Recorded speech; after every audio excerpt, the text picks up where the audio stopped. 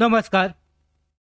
महाराष्ट्र शासनाच्या वन विभागाअंतर्गत वनरक्षक पदासाठीची जाहिरात ही पुढच्या महिन्यामध्ये येणार आहे आणि या संदर्भात वनरक्षक पदासाठीची जी मोठी अपडेट आहे, नवीन परिपत्रक जे आहे अंतर्गत हे जाहीर झालेलं आहे. संपूर्ण माहिती जाणून घेऊयात की कधीपर्यंत ही जाहिरात येऊ शकते आणि परिपत्रकामध्ये पैसा आणि बिगर पैसा क्षेत्रासाठी काय माहिती दिलेली आहे. संपूर्ण माहिती जाणून घेऊयात. अशाच महत्त्वाच्या अपडेट दररोज मिळवण्यासाठी नोकर भरतीच्या यूट्यूब चॅनलला सबस्क्राईब करा आणि बेल आयकॉनला सुद्धा क्लिक करा. म्हणजे सगळ्या महत्त्वाच्या अपडेट तुमच्यापर्यंत वेळेवर पोहोचतील. तर हे परिपत्रक पाहू शकता. महाराष्ट्र शासन, महसूल आणि वन विभाग यांच्या अंतर्गत प्रधान मुख्य वन संरक्षक, वन बल विभाग, महाराष्ट्र राज्य यांच्याकडून 10 फेब्रुवारी 2026ला जारी करण्यात आलेला आहे. प्रति मुख्य वन संरक्षक माननीय सर्व सर्व वन संरक्षकसाठी हे जाहीर केलंय.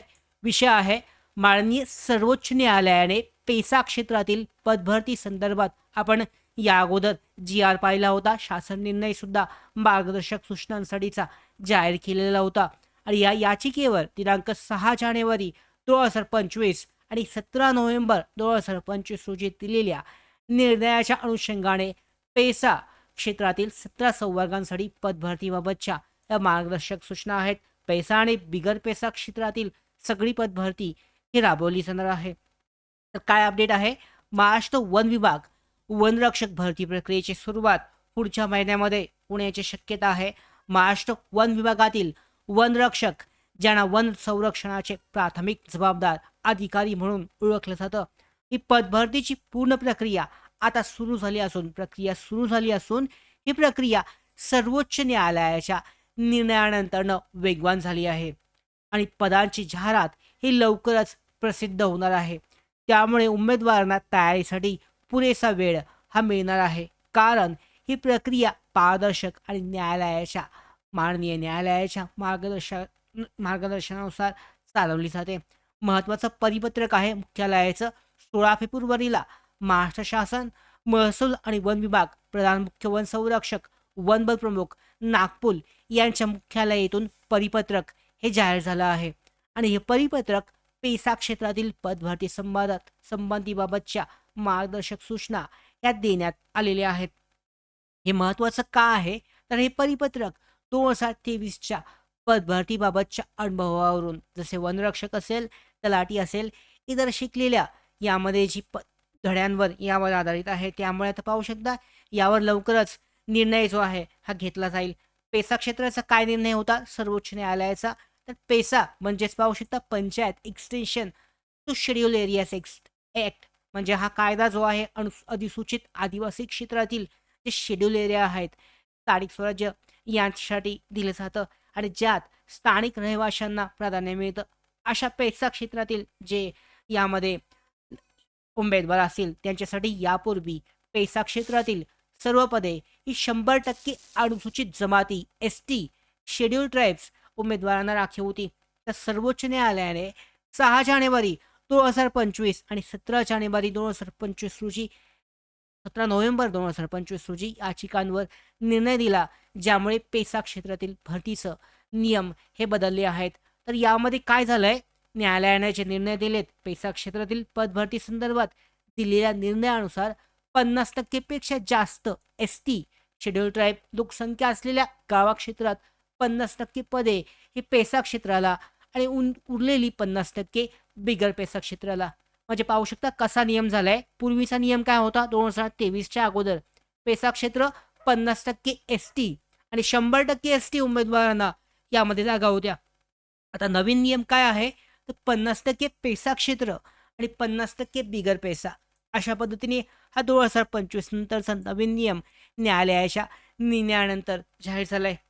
त्यानंतर अन्य क्षेत्र जे आहेत बिगर पैसा यांच्यासाठी सामान्य नियम या काहीच बदल झालेला नाहीये. जे पहिले नियम होते त्या पद्धतीनेच सगळ्या पदासाठीची पदभरती राबवली जाईल. मग यामध्ये तलाठी असेल, त्याचबरोबर वनरक्षक असेल, आरोग्य सेवक असेल, सगळ्या पदांसाठी अशा पद्धतीने हा नवीन नियम पैसा आणि बिगर पैसा क्षेत्रासाठी लागू होतोय. तर हा बदल काय आहे? तर न्यायालयाने संतुलन साधण्यासाठी हे निर्देश दिले असून स्थानिकांना प्राधान्य मिळेल आणि इतरांना सुद्धा संधी मिळेल. या कारणामुळे अशा पद्धतीचा समान संधीसाठीचा 50-50% हा निर्णय न्यायालयाने घेतलेला आहे. आता यामध्ये लागू होणारी पदे आणि त्याच्यामध्ये अपवाद कोणता आहे, तर हा नियम 17 संवर्ग मी अगोदर सुद्धा सांगितलं होतं. या अगोदर पेसा क्षेत्रातील 17 संवर्गांचा निकाल हा राखून ठेवण्यात आला होता. आपण पाहिलं होतं 2023 आणि 2024 मध्ये. आता ह्या 17 संवर्गांसाठी यामध्ये कोणकोणती 17 संवर्ग आहेत? वनरक्षक आहे, कृषी सेवक आहे, आरोग्य सेवक आहे, तलाठी, ग्राम महसूल अधिकारी आहे. हे सर्व संवर्ग पेसा क्षेत्राच्या कायद्याखाली येतात. वनरक्षकसाठी विशेष, वनरक्षक पदासाठी स्पष्ट असे निर्देश आहेत. यामध्ये बिंदू नमावली जारी करण्यासाठीचे आदेश हे देण्यात आले असून रिक्त पदांची यादी मागासवर्गीय विभागाकडून प्रमाणित करण्यात यावी. यासाठी अपवाद काय आहे, तर कोतवाल आणि पोलीस पाटील पदांना हे लागू राहणार नाही. आणि सर्व जी आर सामान्य प्रशासन विभागाचा 11 फेब्रुवारी 2026 ला नवीन जी आर जो आहे जारी झाला होता. आपण यावरती डिटेलमध्ये व्हिडिओ केलेला आहे, तुम्ही चेक करू शकता. त्याबद्दलची सगळी माहिती दिलेली आहे. त्या परिच्छेद 6 नुसार ही कारवाई केली जाईल.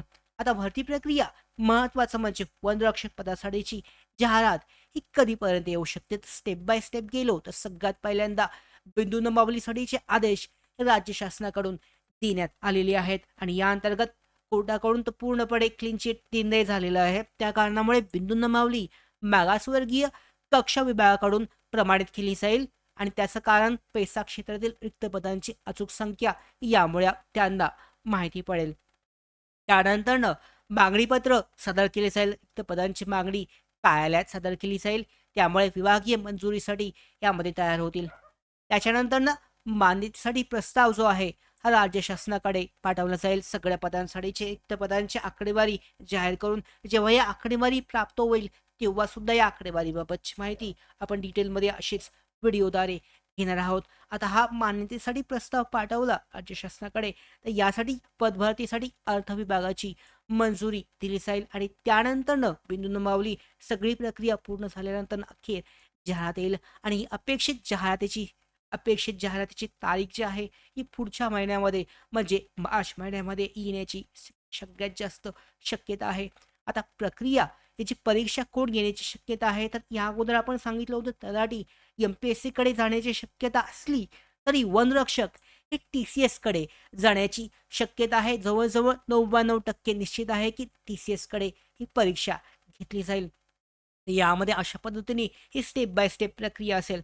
आता अपेक्षित कालावधी जाहिरात कधीपर्यंत येईल, तर एकूण वेळ बिंदू नमावली तयार होण्यासाठी हा महिना जाऊ शकतो. जवळजवळ महिना संपलेला आहे. या पुढच्या महिन्याचे अजून 10-15 दिवस जाऊ शकतात. याचा अर्थ काय होतो, महिन्याच्या शेवटी कदाचित जाहिरात येऊ शकते. तर एकूण वेळ बिंदू नमावली तयार करण्यासाठीची प्रक्रिया ही सुरू असून त्याची पडताळणी त्याच्यानंतर परीक्षेसाठीचा जो यामध्ये वेंडर असेल त्याच्यासाठीची निवड केली जाईल. परीक्षेसाठीची कंपनी TCS ची निवड केली जाईल. अर्थ विभागाची मंजुरी 1.5 ते 2 महिन्यामध्ये. याचा अर्थ असा होतो जाहिरात एप्रिल अखेर किंवा मे 2026 मध्ये 100% येईल. कारण अंतर्गत हालचाली वनरक्षक पदासाठीच्या राबवण्यासाठीच्या या जोरदार सुरू असून लवकरच ही जाहिरात एप्रिलच्या शेवटच्या आठवड्यामध्ये किंवा मेच्या सुरुवातीला ही जाहिरात येणार आहे. हे इतकं निश्चित का आहे, तर सर्व प्रक्रिया अंतर्गत वेगवान चालू आहे. ज्या काही अपडेट, ज्या काही हालचाली आपल्याला स्पष्ट जाणवत आहेत, जी काही माहिती आपल्यापर्यंत पोहोचते परिपत्रकाद्वारे अंतर्गत, त्यानुसार ही जाहिरात 100% एप्रिल महिन्याच्या शेवटी किंवा मे महिन्याच्या सुरुवातीला ही जाहीर होणार आहे. वनरक्षक पदासाठीच्या तयारी करणाऱ्या सगळ्या उमेदवारांसाठी महत्त्वाची अशी अपडेट आहे. त्यांची तयारी त्यांनी अजून वाढवायची आहे, कारण लवकरच 100% खात्रीलायक अशी अधिकृत अपडेट वनरक्षक पदासाठीची जाहीर होईल. सगळ्या महत्त्वाच्या अशाच अपडेट मिळवण्यासाठी नोकर भारतीच्या YouTube चॅनलला सबस्क्राईब करा. धन्यवाद.